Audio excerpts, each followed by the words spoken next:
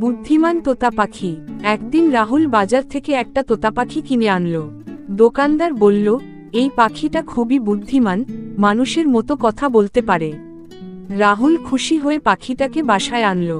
পরদিন সকালে সে বলল, শুভ সকাল পাখি। পাখি উত্তর দিল, তোর সকাল হবে কেমন যখন তোর চা রান্না হচ্ছে না? রাহুল চমকে গেল। মা হেসে বলল, পাখিটা তো তোর থেকেও বেশি বোঝে।